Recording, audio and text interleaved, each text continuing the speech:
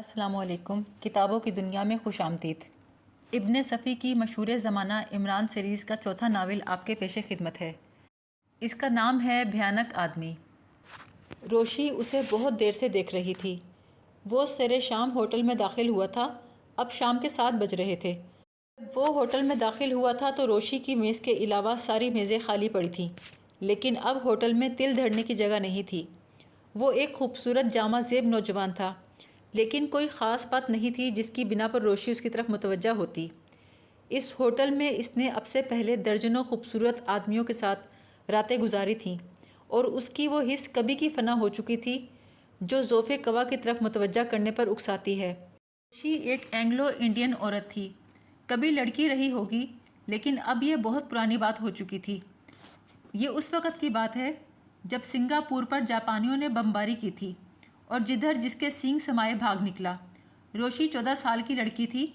اس کا باپ سنگاپور کا ایک بہت بڑا تاجر تھا، لیکن اتنے بڑے تاجر کی بیٹی ہونے کا یہ مطلب نہیں کہ روشی 3 دن کے فاقے کے بعد ایک کپ چائے کے عوض لڑکی سے عورت نہ بن جاتی۔ ہو سکتا ہے اس کے باپ کو ایک کپ چائے بھی میسر نہ آئی ہو، کیونکہ اس میں لڑکی سے عورت بننے کی صلاحیت نہیں تھی۔ اس کا باپ اب کہاں تھا، روشی اس بات سے واقف نہیں تھی۔ اب وہ ایک 25 سال کی پختہ کار عورت تھی۔ 11 سال قبل پیا جانے والا چائے کا وہ کپ اسے آج بھی یاد تھا۔ اب تک وہ ایسے درجنوں آدمیوں کو ایک ایک کپ چائے کے لیے محتاج کر چکی تھی۔ اب اس کے پاس ایک عمدہ آرام دہ فلیٹ تھا، دنیا کی ساری آسائشیں میسر تھیں، اور اسے یقین تھا اب وہ کبھی فاقے نہ کرے گی۔ یہ ہوٹل اس کے کاروبار کے لیے بہت موزوں تھا۔ بندرگاہ یہاں سے قریب تھی، اور دن رات غیر ملکیوں کا آنا جانا لگا رہتا تھا، جن میں زیادہ تر سفید نسل کے لوگ ہوتے تھے۔ یہ ہوٹل چلتا بھی انہی کے دم سے تھا، ورنہ عام شہری ادھر کا رخ بھی نہیں کرتے تھے۔ مگر روشی اس نوجوان میں اس بنا پر دلچسپی نہیں لے رہی تھی۔ بات دراصل یہ تھی، وہ جب سے آیا تھا قدم قدم پر حماقتیں کر رہا تھا۔ جیسے ہی ویٹر نے پیشانی سے ہاتھ لے جا کر اسے سلام کیا، اس نے باقاعدہ طور پر نہ صرف اس کے سلام کا جواب دیا، بلکہ مؤدبانہ انداز میں کھڑے ہو کر اس سے مصافحہ کیا۔ کافی دیر تک اس کے بال بچوں کی خیریت پوچھی۔ پہلے اس نے چائے منگوائی اور خاموش بیٹھا رہا، حتیٰ کہ چائے ٹھنڈی ہو گئی۔ پھر ایک گھونٹ لے کر برا سا منہ بنا کر چائے واپس کر کے کافی کا آرڈر دیا۔ کافی شاید ٹھنڈی چائے سے زیادہ بدمزہ تھی۔ اس نے کچھ ایسا منہ بنایا جیسے اپکائی روک رہا ہو۔ پھر اس نے کافی واپس کر دی اور پے در پہ ٹھنڈے پانی کے کئی گلاس پی گیا۔ اندھیرا پھیل گیا تھا اور ہوٹل میں برقی کمکمے روشن ہو گئے تھے، لیکن اس احمق نوجوان نے شاید وہاں سے نہ اٹھنے کی قسم کھائی تھی۔ رات کے کھانے کا وقت ہوا تو میز پوش تبدیل کر دیے گئے اور میزوں پر تر و تازہ پھولوں کے گلدان رکھ دیے گئے۔ بے وقوف نوجوان نے گلدان سے گلاب کا ایک پھول نکالا اور سونگھنے لگا۔ کھانے کا وقت ہو گیا تھا۔ اس نوجوان نے کھانے کا آرڈر دیا۔ پھول ابھی تک اس کی چٹکی میں تھا۔ کبھی وہ اسے سونگھتا، کبھی آنکھیں بند کر کے اسے گال سے لانے لگتا۔ کھانا میز پر چن دیا گیا۔ اچانک اس نے گلاب کا پھول شوربے میں ڈبویا اور اسے چبا گیا۔ دوسرے ہی لمحے اس نے برا سا منہ بنایا۔ اس کے منہ سے کچلے ہوئے پھول کے ٹکڑے پھسل پھسل کر گر رہے تھے۔ بوائے، اس نے رونے کے انداز میں ویٹر کو آواز دی۔ کئی لوگ چونک کر اسے گھورنے لگے۔ سب چوپٹ ہے، اس نے گلوگیر آواز میں کہا، سب لے جاؤ۔ بات کیا ہے جناب؟ ویٹر نے پوچھا۔ بات کچھ نہیں، آج کسی چیز میں مزہ نہیں آ رہا، نوجوان نے مسکین صورت بنا کر کہا۔ ویٹر برتن سمیٹ کر واپس چلا گیا۔ سی دیر میں بل لے کر آ گیا۔ نوجوان نے تشتری میں رکھے ہوئے پرچے پر نظر ڈالی اور اپنی جیبیں ٹٹولنے لگا۔ دیکھتے ہی دیکھتے اس نے جیبوں سے نوٹوں کی کئی گڈیاں نکالیں، جنہیں وہ میز پر ڈالتا ہوا کھڑا ہو گیا۔ اب وہ اپنی اندرونی جیبیں ٹٹول رہا تھا۔ آخر اس نے ایک کھلی ہوئی گڈی نکالی، اس میں سے 100 کا ایک نوٹ کھینچا اور تشتری میں رکھ دیا۔ روشی کی آنکھیں حیرت سے پھیل گئیں۔ وہ نوجوان بڑی لاپرواہی سے میز پہ پڑی ہوئی نوٹوں کی گڈیوں کو کوٹ کی جیبوں میں ٹھوس رہا تھا۔ چاروں طرف مزید لوگ بھی اسے اسی طرح دیکھ رہے تھے۔ روشی اپنی جگہ سے اٹھی اور آہستہ آہستہ چلتی ہوئی اس احمق کی میز کے قریب آئی۔ وہ جانتی تھی کہ اس کا کیا حشر ہونے والا ہے۔ ہوٹل میں بہت اعلیٰ پیمانے پر جوا ہوتا تھا۔ روشی جانتی تھی ابھی 2-3 دلال اسے گھیر کر اس کمرے میں لے جائیں گے اور چند گھنٹوں کے اندر اسے کوڑی کوڑی کا محتاج کر دیں گے۔ نہ جانے کیوں اس کا دل چاہا کہ اس احمق نوجوان کو ان برے لوگوں سے بچا لے۔ کہو توتے اچھے تو ہو، روشی نے نوجوان کے شانے پر ہاتھ رکھ کر بے تکلفانہ انداز میں ایسے کہا جیسے وہ نہ صرف اس سے واقف ہو بلکہ دونوں گہرے دوست بھی ہوں۔ نوجوان چونک کر اسے دیکھنے لگا۔ اب تم کہو گے میں نے تمہیں پہچانا ہی نہیں؟ روشی اٹلا کر بولی اور کرسی کھینچ کر بیٹھ گئی۔ قمار خانے کے دلال ایک دوسرے کو دیکھ کر مسکرا رہے تھے۔ آہا، کیا تمہیں بولنا نہیں آتا؟ روشی پھر بولی۔ وہ میز پر کوہنیاں ٹیک کر ذرا آگے جھکی اور آہستہ سے بولی، تم شاید پاگل ہو، اس خطرناک علاقے میں اپنی امارت جتاتے پھر رہے ہو۔ خطرناک علاقہ؟ نوجوان آنکھیں پھاڑ کر کرسی کی پشت سے ٹک گیا۔ ہاں طوطے، کیا تم یہاں پہلی بار آئے ہو؟ نوجوان نے اسبات میں سر ہلایا۔ کیوں آئے ہو؟ اس نے یہیں ملنے کا وعدہ کیا تھا، نوجوان نے کہا۔ کس نے؟ کیا کوئی لڑکی ہے؟ نوجوان نے شرما کے سر ہلایا۔ وہ کسی ایسی کنواری لڑکی کی طرح لجا رہا تھا جس کے سامنے اس کی شادی کا تذکرہ چھیڑ دیا گیا ہو اور وہ شرم کے مارے آنکھیں نہ ملا پا رہی ہو۔ روشی نے اسے رحم سے دیکھا۔ اگر اس نے یہاں ملنے کا وعدہ کیا تھا تو وہ کوئی اچھی لڑکی نہیں ہوگی۔ کیوں؟ نوجوان چونک کر بولا۔ کیونکہ یہ کوئی اچھی جگہ نہیں۔ اور یہ بتاؤ تم اتنے روپے ساتھ لے کے کیوں پھر رہے ہو؟ بولا، جب تک اتنی رقم میری جیب میں نہ ہو میں گھر سے باہر نہیں نکلتا۔ سامنے کھڑے ایک دلال نے روشی کو اشارہ کیا۔ غالباً وہ یہ کہہ رہا تھا اسے قمار خانے لے چلو، لیکن روشی نے اس کی طرف سے منہ پھیر لیا۔ شاید تم اس شہر کے نہیں ہو، روشی نے تشویش سے کہا۔ ارے تم غیب کی باتیں بھی بتا سکتی ہو؟ نوجوان کے لہجے میں حیرت تھی۔ روشی بولی، یہاں سے نکلنے کے بعد تمہیں سڑک تک پہنچنے کے لیے ایک ویرانہ طے کرنا پڑے گا۔ ہو سکتا ہے تم چیخ بھی نہ سکو اور کئی انچ لمبا لوہا تمہارے جسم میں اتر جائے۔ کیوں خواہ ڈرا رہی ہو؟ نوجوان خوفزدہ آواز میں بولا۔ اتنا پیسہ لے کر نکلے ہو، مار ڈالے جاؤ گے بدھو۔ کیا تم نے اس علاقے کی خوفناک وارداتوں کے متعلق اخبارات میں نہیں پڑھا؟ نہیں، میں اس بارے میں کچھ نہیں جانتا، نوجوان نے بے چینی سے کہا۔ روشی بولی، وہ لڑکی کس وقت تک آئے گی؟ وہ بولا، اب تو 8 بج گئے ہیں، اس نے 7 بجے ملنے کا وعدہ کیا تھا۔ اس لڑکی کو کب سے جانتے ہو؟ کل سے۔ کیا مطلب؟ کل وہ مجھے ریلوے ویٹنگ روم میں ملی تھی۔ اوہ، اور تم آج یہاں دوڑے چلے آئے؟ تم تو واقعی بدھو ہو۔ نوجوان بولا، تمہاری کوئی بات میری سمجھ میں نہیں آ رہی۔ بولی، باہر اندھیرے پر ایک خطرناک آدمی کی حکومت ہے۔ وہ آدمی بعض اوقات تفریحاً بھی کسی نہ کسی کو قتل کر دیتا ہے، اور تم تو سونے کی چڑیا ہو، تمہیں جان و مال دونوں سے ہاتھ دھونے پڑیں گے۔ میں کس مصیبت میں پھنس گیا؟ نوجوان گلو گیر آواز میں بولا۔ جب تک میں نہ کہوں خاموشی سے یہیں بیٹھے رہو، روشی نے کہا۔ ہوٹل میں جوا ہوتا ہے اور جوئے خانے کے دلال تمہاری طاق میں ہیں۔ اگر تم ان کے ہاتھ لگے تو لوٹ لیے جاؤ گے۔ واہ واہ، کیوں لوٹ لیا جاؤں گا؟ تم مجھے وہاں لے کے چلو، میں جوا کھیلوں گا۔ اوہ، میں سمجھی، تم ایکچولی یہاں جوا کھیلنے ہی آئے ہو۔ نہیں نہیں، یہ بات نہیں، اصل میں وہ ابھی تک آئی نہیں نا۔ قسم لے لو میں جوا کھیلنے نہیں آیا، لیکن ایسا موقع روز روز کہاں ملتا ہے، اس لیے سوچا کھیل لیتا ہوں۔ یعنی تم حقیقتاً جواری نہیں ہو؟ نہیں، میں یہ بھی نہیں جانتا جوا کس طرح کھیلا جاتا ہے، نوجوان نے کہا۔ تو پھر کیسے کھیلو گے؟ بس کسی طرح بھی کھیل لوں گا۔ سچ، ایسا موقع پھر کبھی نہیں ملے گا۔ نہ یہاں ڈیڈی ہیں نہ ممی۔ میرے ڈیڈی اور ممی مجھے کڑی پابندیوں میں رکھتے ہیں، لیکن میں دنیا دیکھنا چاہتا ہوں، اب میں بڑا ہو گیا ہوں نا۔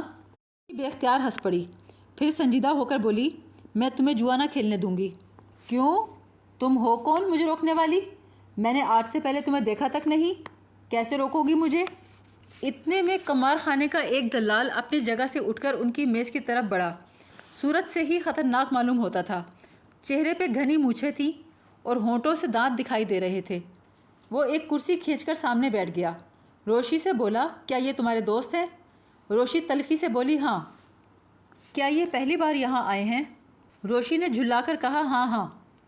وہ لگاوٹ کے انداز میں بولا، ناراض معلوم ہوتی ہو۔ روشی ذرا سختی سے بولی، جاؤ اپنا دھندا دیکھو، یہ شخص جواری نہیں ہے۔ اتنے میں احمق نے میز پہ گھوسا مارا اور کہا، میں ضرور جوا کھیلوں گا، تم مجھے نہیں روک سکتی، سمجھی؟ دلال فوراً ہی احمق کی طرف متوجہ ہوا، مسٹر، آپ کو کوئی نہیں روک سکتا۔ آپ جیسے خوش قسمت لوگ یہاں سے ہزاروں روپے لے کر جاتے ہیں۔ میرے ساتھ آئیے، میں آپ کو یہاں کھیلنے کے گر بتاؤں گا۔ اگر آپ جیتے تو 15% کمیشن میرا۔ بولیے ٹھیک ہے؟ احمق اس کے پھیلے ہوئے بازو پر ہاتھ مار کے بولا، بالکل ٹھیک ہے یار، چلو اٹھو۔ دلال اس احمق نوجوان کو اپنے ساتھ لے گیا۔ روشی دیکھتی رہ گئی۔ پھر اس نے سوچا آخر وہ اسے منع کرنے والی ہوتی ہی کون ہے؟ پتہ نہیں وہ کون ہے، کہاں سے آیا ہے، کل کہاں ہوگا۔ ایسے آدمی کے لیے اس قسم کا جذبہ رکھنا حماقت ہے۔ اس نے ویٹر کو بلا کر اپنے لیے 1 پیک وسکی کا آرڈر دیا۔ سینکڑوں آدمیوں کو لٹتے دیکھا تھا، لیکن پہلی دفعہ اس احمق کے لیے اس کے دل میں جذبہ رحم پیدا ہوا تھا۔ وہ وہیں بیٹھی اس کے بارے میں سوچتی رہی۔ 1 گھنٹے کے بعد وہ اسے دوبارہ دکھائی دیا۔ جوئے خانے کے دروازے میں کھڑا اپنے چہرے سے پسینہ پوچھ رہا تھا۔ جیسے ہی دونوں کی نظریں ملیں وہ تیر کی طرح اس کی میز کی طرف آیا اور بولا، تم ٹھیک کہتی تھیں، میں نے 3000 روپے کھو دیے۔ روشی اسے گھورتی رہی، پھر دانت پیس کر بولی، چلے جاؤ ورنہ الٹا ہاتھ رسید کروں گی۔ میں نہیں جاؤں گا، تم نے کہا تھا باہر خطرہ ہے۔ روشی خاموش رہی۔ بتاؤ نا میں کیا کروں؟ جہنم میں جاؤ۔ جب وہ نوجوان کرسی سے اٹھ کر ہوٹل سے باہر نکلا تو روشی بے چین سی ہو گئی۔ وہ مضطرب انداز میں کھڑی ہوئی، تیزی سے اپنا بیگ اٹھایا اور ہوٹل سے نکل گئی۔ باہر اندھیرے کی حکمرانی تھی۔ کافی فاصلے پر اسے ایک تاریک سایہ نظر آ رہا تھا جو اس احمق کے علاوہ کسی کا نہیں ہو سکتا تھا۔ سامنے چھوٹے چھوٹے ٹیلے تھے، بائیں طرف گھنی جھاڑیوں کا سلسلہ میلوں تک پھیلا ہوا تھا۔ سڑک تک پہنچنے کے لیے ان ٹیلوں کے درمیان سے گزرنا ضروری تھا۔ اس علاقے کو پولیس بھی خطرناک قرار دے چکی تھی۔ روشی دل ہی دل میں خود کو برا بھلا کہہ رہی تھی کہ اس نے اس نوجوان کو یہاں جانے سے باز کیوں نہ رکھا، آخر اسے وہ راستہ کیوں نہ بتا دیا جو بندرگاہ کی طرف جاتا تھا اور محفوظ تھا۔ اب وہ الجھن میں تھی کہ اسے کس طرح آواز دے، وہ اس کے نام سے بھی واقف نہیں تھی۔ اچانک اسے تھوڑے ہی فاصلے پر ایک سایہ دکھائی دیا جو پہلے سائے کے پیچھے لگا تھا اور ایک ٹیلے کے اوٹ سے نمودار ہوا تھا۔ اس نے اسے آگے جانے والے سائے پر جھپٹتے دیکھا۔ دونوں سائے گتھم گتھا ہو کر زمین پر گرے، پھر ایک فائر ہوا اور ایک سایہ اچھل کر جھاڑیوں کی طرف بھاگا۔ روشی بدحواس ہو کر بھاگی۔ اس نے تاروں کی چھاؤں میں ایک آدمی کو زمین پر پڑے دیکھا، دوسرا غائب ہو چکا تھا۔ زمین پہ پڑا آدمی احمق تھا۔ کیا ہوا؟ وہ بوکھلا کر بولی، اٹھو یہاں سے، میرے ساتھ بھاگو، ہوٹل کی طرف آؤ۔ احمق اچھل کے کھڑا ہو گیا۔ اس نے بڑی پھرتی سے روشی کو کندھے پہ لادا اور ہوٹل کی طرف بھاگنا شروع کر دیا۔ روشی ارے ارے کہتی رہ گئی۔ کچھ دیر میں وہ دونوں ہوٹل کے صدر دروازے تک پہنچے۔ فائر کی آواز سن کر یہاں پہلے ہی کافی بھیڑ اکٹھی ہو گئی تھی۔ روشی نے اس سے پوچھا، تمہیں کوئی چوٹ تو نہیں آئی؟ وہ بولا، چوٹ نہیں آئی، چوٹ ہو گئی، میں اس وقت کوڑی کوڑی کا محتاج ہو گیا ہوں۔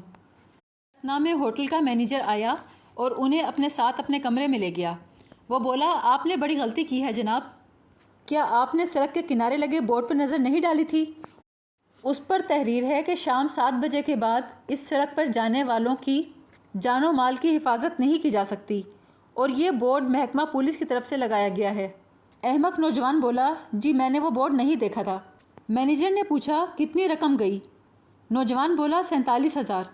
میرے خدا! مینیجر کی آنکھیں حیرت سے پھیل گئیں۔ اور 3,000 آپ کے قمار خانے میں ہار گیا ہوں۔ مجھے بہت افسوس ہے، مینیجر نے کہا، مگر جوا تو مقدر کا کھیل ہے، ہو سکتا ہے کل آپ یہاں 6,000 روپے جیت جائیں۔ اٹھو یہاں سے۔ روشی اس کا ہاتھ کھینچ کر اسے باہر لے آئی۔ ہوٹل کے کئی لوگ ان کے گرد اکٹھے ہونے لگے، لیکن روشی ان کے نرگے سے اسے نکال کے لے گئی۔ بندرگاہ کی طرف لے جاتے ہوئے اس نے کہا، توتے اب کیا خیال ہے؟ وہ بولا، اب خیال یہ ہے اپنے روپے وصول کیے بغیر میں یہاں سے نہیں جاؤں گا۔ 50,000 کی رقم تھوڑی نہیں ہوتی۔ لیکن اتنی رقم لے کر آئے ہی کیوں تھے؟ مجھے 50 بھینسیں خریدنی تھیں۔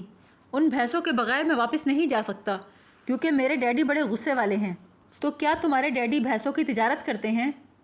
نہیں، انہیں بھینسوں سے عشق ہے۔ احمق نے اتنی سنجیدگی سے کہا کہ روشی ہنس پڑی۔ تو تمہارے ڈیڈی کرتے کیا ہیں؟ یہ تو مجھے نہیں معلوم۔ خیر، اب تمہارے پاس کتنی رقم ہے؟ اب تو 1 چونی بھی نہیں ہے، لیکن تم فکر نہ کرو، میں کل 1 پائی وصول کر لوں گا۔ کس سے؟ جس نے چھینی ہے اس سے۔ توتے تم بالکل گدھے ہو، پتہ نہیں تم زندہ بھی کیسے ہو۔ وہ آدمی اپنے شکار کو زندہ نہیں چھوڑتا۔ لیکن وہ آخر ہے کون؟ روشی بولی، یہ کوئی بھی نہیں جانتا۔ پولیس والے اس علاقے میں قدم رکھتے ہوئے تھراتے ہیں، اب تک نہ جانے وہ کتنے آفیسرز کی جان لے چکا ہے۔ نوجوان بولا، کل میں سر شام ان جھاڑیوں میں چھپ کر بیٹھ جاؤں گا اور وہ آدمی جیسے ہی آئے گا میں اس سے اپنے روپے وصول کر لوں گا۔ روشی بے تحاشا ہنسنے لگی، بولی، اچھا یہ بتاؤ تمہارا قیام کہاں ہے؟ ہوٹل نیبراسکا میں۔ لیکن اب تمہاری جیب خالی ہے، وہاں کیسے رہو گے؟ وہ بولا اس کی تو کوئی فکر نہیں، کسی خیراتی مسافر خانے میں چلا جاؤں گا، لیکن بھینسیں لیے بغیر واپسی ناممکن ہے۔ روشی خاموش رہی۔ بندرگاہ کے قریب پہنچ کر اس نے ایک ٹیکسی رکوائی۔ چلو بیٹھو۔ وہ بولا مجھے بھوک لگ رہی ہے۔ تو اب تم چاہتے ہو میں تمہیں کھانا بھی کھلاؤں؟ بیٹھ گئے تو ٹیکسی چل پڑی۔ نوجوان بولا مجھے مفلس نہ سمجھنا، میرے پاس ایک چونی بچی ہے، میں اتنا الو نہیں کہ پردیس میں اپنا سارا روپیہ ایک ہی جگہ رکھوں۔ ایک چونی میں نے اپنی دوسری جیب میں رکھی ہوئی تھی، وہ بچی ہوئی ہے، اس کے علاوہ کچھ روپے اور بھی ہیں۔ یہ کہہ کر اس نے اپنے جوتوں کے فیتے کھولے، جوتوں کو الٹا کر کے جھٹکا، ان میں سے 2 نوٹوں کی گڈیاں نکل آئیں۔ یہ 2500 روپے ہیں، احمق بڑی سادگی سے بولا۔ روشی مسکرا کر بولی اب اگر میں تم سے یہ ہتھیا لوں تو؟ وہ بولا تم ایسا ہرگز نہیں کر سکتی، میں تمہیں ڈرا دوں گا۔ وہ بولی ڈرا دو گے؟ کیسے؟ بولا میرے پاس ایک ریوالور ہے، میں نے اس سے اس آدمی پر فائر بھی کیا تھا، یہ دیکھو۔ احمق نے جیب سے ریوالور نکال کر روشی کی طرف بڑھا دیا۔ ریوالور کی چرخی میں پٹاخوں کی جگہ ریل چڑھی ہوئی تھی، وہ 4-5 روپے کا کھلونا ریوالور تھا۔ روشی ہنسنے لگی، پھر بولی میری سمجھ نہیں آتا تم آدمیوں کے کس ریوڑ سے تعلق رکھتے ہو؟ دیکھو تم بہت بڑھتی جا رہی ہو، احمق غصے میں بولا۔ ابھی تک تم مجھے طوطا کہہ رہی تھی، میں کچھ نہیں بولا، لیکن اب جانور کہہ رہی ہو، ریوڑ کا بھلا کیا مطلب ہوتا ہے؟ روشی بولی یہ بتاؤ کہ تم… اس کا جملہ پورا ہونے سے قبل ہی اس کی آواز چیخ میں تبدیل ہو گئی۔ برابر سے گزرتی ہوئی ایک کار سے فائر ہوا تھا۔ روکو ڈرائیور روکو، احمق چیخا۔ کار ایک جھٹکے سے رک گئی، ڈرائیور پہلے ہی خوفزدہ تھا۔ دوسری گاڑی فراٹے بھرتی ہوئی اندھیرے میں گم ہو گئی، اس کی اگبی روشنی بھی غائب ہو گئی تھی۔ احمق روشی پہ جھکا ہوا تھا۔ اے عورت، اے لڑکی، گولی لگ گئی ہے؟ روشی نے نفی میں سر ہلایا، وہ صرف سہم گئی تھی۔ اس نے قریب سے گزرتی کار کی گاڑی سے شعلے کی لمک دیکھی تھی اور فائر کی آواز۔ گولی تو شاید ٹیکسی کی چھت پر سے پھسلتی ہوئی نکل گئی تھی۔ ڈرائیور نے سہمی ہوئی آواز میں پوچھا صاحب یہ کیا تھا؟ احمق سر ہلا کر بولا پٹاخہ تھا، میرے ایک شریر دوست نے مذاق کیا ہے، چلو گاڑی آگے بڑھاؤ، لیکن یہ اندر کی روشنی بجھا دو ورنہ وہ پھر مذاق کرے گا۔ پھر وہ روشی کا شانہ تھپتھپا کر بولا گھر کا پتہ بتاؤ تاکہ میں تمہیں وہاں پہنچا دوں۔ روشی سنبھل کر بیٹھ گئی لیکن خوفزدہ لگتی تھی۔ احمق نے آہستہ سے پوچھا کیا یہ وہی ہو سکتا ہے؟ پتہ نہیں۔ تو اب یہ مستقل طور پر پیچھے پڑ گیا، احمق نے بڑے بھولے پن سے کہا۔ اوہ اب میری زندگی بھی خطرے میں ہے۔ ارے تمہاری کیوں؟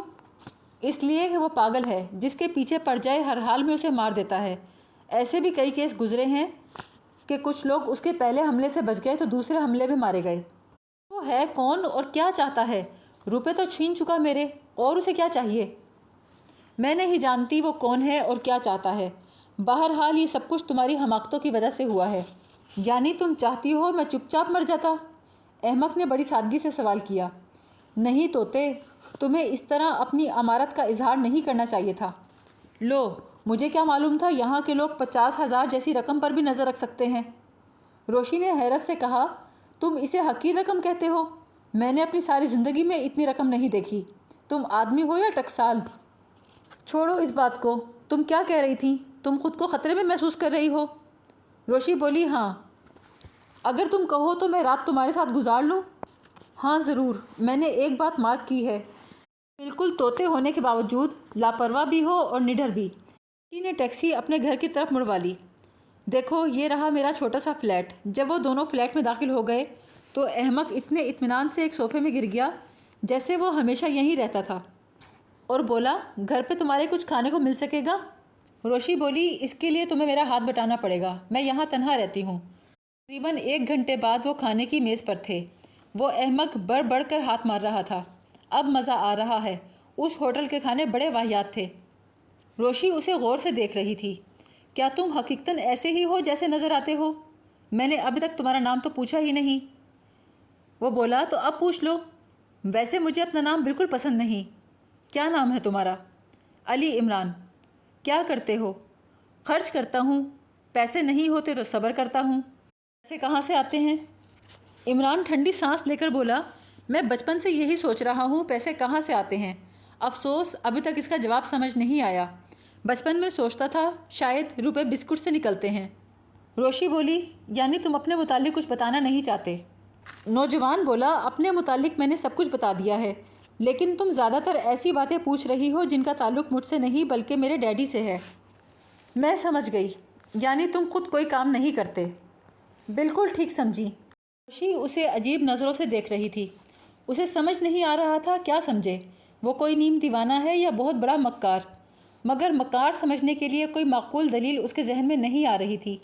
اگر وہ مکار ہوتا تو اتنی بڑی رقم اتنی آسانی سے نہ گنوا بیٹھتا۔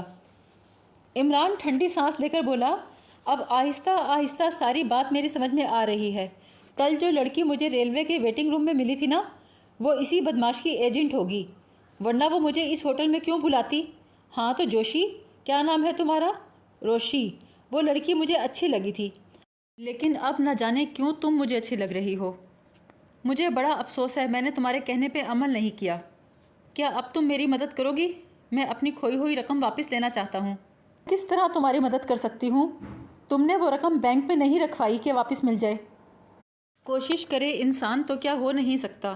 کیا تم نے نپولین کی زندگی کے حالات نہیں پڑھے؟ روشی ہنس کر بولی، میرے طوطے، تم اتنی جلدی پالنے سے باہر کیوں آ گئے؟ عمران کسی ضدی بچے کی طرح جھلا کر بولا، دیکھو میں مذاق کے موڈ میں نہیں ہوں، میں چلتا ہوں، کسی سے مشورے کے بغیر ہی ان سے نمٹ لوں گا۔ روشی بولی، آخر تم کیا کرنا چاہتے ہو؟ اس علاقے میں پولیس کی دال بھی نہیں گلی، تھک ہار کر پولیس والوں نے وہاں خطرے کا بورڈ لگا دیا۔ میں نے پوچھا، کیا ہوٹل والے اس بارے میں کچھ نہیں جانتے؟ پولیس نے انہیں بھی تو ٹٹولا ہوگا۔ روشی بولی، عرصے تک اس ہوٹل میں پولیس کا ایک دستہ دن رات ڈیوٹی کرتا رہا، لیکن اس کے باوجود وہ خطرناک آدمی اپنا کام کر گزرتا تھا۔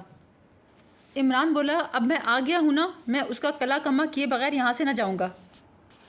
بکواس مت کرو، جاؤ اس کمرے میں سو جاؤ، بستر صرف ایک ہے، میں یہاں صوفے پہ سو جاؤں گی۔ عمران نے کہا، نہیں، تم اپنے بستر پہ سو، میں صوفے پہ سو جاؤں گا۔ کافی بحث کے بعد عمران کو خوابگاہ میں جانا پڑا۔ روشی اسی کمرے کے صوفے پر لیٹ گئی۔ وہ عمران کے متعلق سوچ رہی تھی، اور ساتھ ہی خطرناک اور گمنام آدمی کا خوف اس کے ذہن پر تھا۔ نہ جانے وہ آدمی کون تھا؟ اس کا جواب شاداب نگر کی پولیس کے پاس بھی نہیں تھا۔ اس نے اب تک درجنوں وارداتیں کی تھیں، پولیس اس تک پہنچنے میں ہمیشہ ناکام رہی تھی۔ سب سے عجیب بات تو یہ تھی کہ ایک مخصوص علاقہ ہی اس کی چیرہ دستیوں کا شکار تھا، شہر کے دوسرے حصوں کی طرف اس نے رخ نہیں کیا تھا۔ اسے خوف تھا کہیں وہ یہاں کا رخ نہ کر لے۔ جو شخص چلتی گاڑی میں فائر کر سکتا ہے وہ اور بھی کچھ کر سکتا ہے۔ وہ صوفے سے اٹھ کر پنجوں کے بل چلتی ہوئی اس کمرے کے دروازے تک آئی جہاں وہ احمق نوجوان سو رہا تھا۔ اس نے دروازے پہ ہلکا سا ہاتھ رکھ کر دھکا دیا، دروازہ کھل گیا۔ اس کی آنکھیں حیرت سے پھیل گئیں، بستر خالی پڑا تھا۔ اچانک اس کے ذہن میں ایک خیال آیا، کہیں یہ بیوقوف دکھائی دینے والا نوجوان اسی خوفناک آدمی کا آلۂ کار نہ ہو۔ فوراً تجوری کی طرف لپکی، اس کا ہینڈل پکڑ کر کھینچا، تجوری بند تھی۔ وہ سوچنے لگی، تجوری کی چابی تو تکیے کے نیچے تھی۔ ایک بار پھر اس کی پریشانی بڑھ گئی۔ اس نے تکیہ ہٹا کر دیکھا، چابی جوں کی توں اپنی جگہ رکھی ہوئی تھی۔ تجوری کھولی تو تمام قیمتی چیزیں اور نقد رقم محفوظ تھی۔ اچانک اسے بیرونی دروازے پر کچھ آہٹ سی محسوس ہوئی، پھر تیزی سے کسی کے چلنے کی آواز آئی، پھر ایسا لگا دو آدمی ایک دوسرے سے گتھم گتھا ہو گئے ہوں۔ روشی اتنی ہمت نہ کر سکی کہ باہر نکل کر دیکھے، وہ چپ چاپ ایک کونے میں بیٹھی رہی۔ اب سناٹا سا چھا گیا تھا۔ اچانک کسی نے دروازہ بجایا۔ اسے ایک بار پھر اپنی روح جسم سے پرواز کرتی محسوس ہوئی۔ پھر آواز آئی، میں ہوں، دروازہ کھولو، پھوشی پھوشی، دروازہ کھولو، میں ہوں، عمران۔ روشی نے تیزی سے دروازہ کھولا۔ سامنے ہی عمران کھڑا تھا۔ اس کے چہرے پہ کئی جگہ ہلکی ہلکی خراشیں تھیں، ہونٹوں پہ خون لگا تھا۔ روشی نے بے چینی سے اندر کھینچ کر دروازہ بند کیا۔ یہ کیا ہو گیا؟ تم کہاں گئے تھے؟ 3 پیکٹ میں نے وصول کر لیے، 2 ابھی باقی ہیں، عمران نوٹوں کے 3 بنڈل فرش پہ پھینکتا ہوا بولا۔ کیا وہی تھا؟ روشی نے خوفزدہ آواز میں پوچھا۔ ہاں وہی تھا، نکل گیا، 2 پیکٹ رہ گئے۔ عمران تم زخمی ہو، چلو باتھ روم میں۔ روشی اس کا ہاتھ پکڑ کر غسل خانے کی طرف لے گئی۔ کچھ دیر کے بعد دونوں صوفے پہ بیٹھے تھے۔ تم باہر کیوں گئے تھے؟ عمران بولا، میں تمہاری حفاظت کے لیے آیا تھا نا، میں جانتا تھا وہ آدمی پیچھا ضرور کرے گا۔ جو آدمی بیچ سڑک پہ فائر کر سکتا ہے، اسے مکان میں گھسنے میں کب ہچکچاہٹ ہوگی؟ روشی حیرت سے بولی، کیا تم سچ مچ بیوقوف ہو؟ پتہ نہیں، سب لوگ مجھے بیوقوف ہی کہتے ہیں، ویسے میں خود کو افلاطون سمجھتا ہوں۔ روشی پریشانی سے بولی، اب وہ نامعلوم آدمی میرا بھی دشمن ہو گیا ہے۔ ضرور ہو گیا ہوگا، تم نے میری جان بچانے کی کوشش کی تھی نا؟ ہاں، مگر اب تم ہر وقت میری حفاظت تو نہیں کر سکتے؟ نہیں، دن کو تو وہ ادھر کا رخ ہی نہیں کرے گا، رات کی ذمہ داری میں لیتا ہوں۔ لیکن آخر کب تک؟ جب تک میں اسے جان سے نہ مار دوں، عمران بولا۔ تم آخر کیا بلا ہو؟ اچھا میں بلا ہوں؟ عمران برا مان گیا۔ او ہو ڈیئر، تم سمجھے نہیں۔ لو اب تم مجھے ڈیئر کہہ رہی ہو، عمران مسرت سے بولا۔ تو کیا حرج ہے، کیا ہم گہرے دوست نہیں ہیں؟ روشی مسکرا کر بولی۔ عمران اداس آواز میں بولا، مجھے آج تک کسی عورت نے ڈیئر نہیں کہا۔ شاداب نگر کے محکمہ سراغ رسانی کے دفتر میں سب انسپکٹر جاوید کی خاصی دھاک بیٹھی ہوئی تھی۔ وہ ایک ذہین اور نوجوان آفیسر تھا۔ اس وقت وہ اپنے محکمے کے سپرنٹینڈنٹ کے آفس میں بیٹھا تھا۔ وہ بولے، میں نے تمہیں اس لیے بلایا ہے کہ تمہیں عمران صاحب کو اسسٹ کرنا ہوگا۔ جاوید نے پوچھا، کیا یہ وہی عمران صاحب ہیں، لیوکا والے کیس کے شہرت یافتہ؟ ہاں بالکل وہی ہیں، پرسوں سے یہاں آئے ہوئے ہیں اور ابھی تک ہم سے ملنے نہیں آئے۔ تمہیں ان کے ساتھ کام کرنا ہے، جیسا وہ کہے ویسے ہی کرنا۔ اور ہاں، انہوں نے کچھ جعلی نوٹوں کے نمبر لکھوائے ہیں اور کہا ہے کہ اس بات کی کڑی نگرانی کی جائے جس کے پاس بھی ان نمبروں والا کوئی نوٹ نظر آئے اسے فوری گرفتار کر لیا جائے۔ جاوید نے پوچھا، میں عمران صاحب سے ملنے کے لیے کہاں جاؤں؟ اس کے افسر نے جواب دیا، تمہیں کہیں جانے کی ضرورت نہیں، عمران صاحب خود یہاں آنے والے ہیں 1:1.5 پر۔ جاوید بولا، سر میں سمجھا نہیں، یہ کس قسم کا ٹائم ہے؟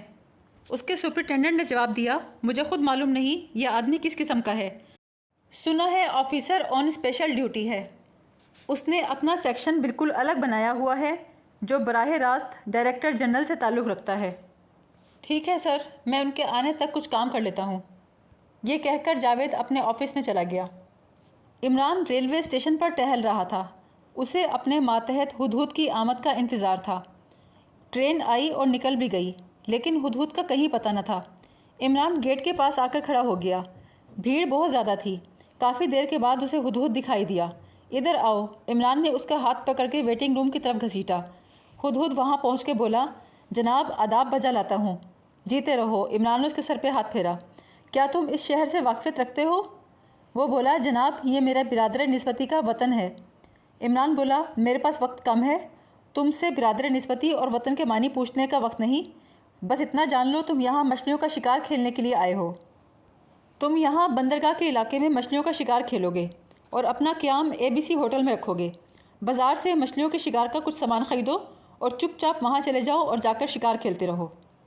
ہدہد بولا، معاف کیجیے گا جناب، یہ میرے لیے ناممکن ہے، والد مرحوم کی وصیت تھی، شکار ماہی کار بیکار است۔ عمران اسے گھور کر بولا، مجھے عربی نہیں آتی، یہ جو بولا ہے اس کا مطلب کیا ہے؟ جناب یہ میں نے فارسی کا محاورہ بولا ہے، اس کا مطلب یہ ہے کہ مچھلی کا شکار کھیلنا بیکار آدمیوں کا مشغلہ ہے۔ عمران بولا، بہت اچھی بات ہے، میں تمہیں اسی وقت ملازمت سے برطرف کرتا ہوں۔ میں آپ کو کس طرح سمجھاؤں؟ ہدہد نے کہا۔ عمران بھی جلدی میں نہیں تھا، ورنہ وہ اس طرح وقت برباد نہ کرتا۔ پھر وہ بولا، چلو اب جاؤ، یہ سرکاری کام ہے اور کام اس وقت بتایا جائے گا جب ضرورت پڑے گی، بھولنا نہیں۔ بندرگاہ کے علاقے میں ABC ہوٹل میں تم نے رہنا ہے، وہیں قیام کرنا ہے۔ شکار کا گھاٹ وہاں سے زیادہ دور نہیں، لیکن خبردار شام 7 بجے کے بعد تم نے وہاں ہرگز نہیں جانا۔ ہدہد تھوڑی دیر کھڑا سوچتا رہا، بولا، اچھا جناب میں جا رہا ہوں، لیکن میں نہیں جانتا مچھلیوں کے شکار کے لیے مجھے کیا خریدنا پڑے گا۔ عمران نے کچھ دیر رک کر اسے سامان کی تفصیلات بتائیں۔ عمران ٹھیک 1:1.5 پر سپرنٹینڈنٹ کے آفس میں داخل ہوا۔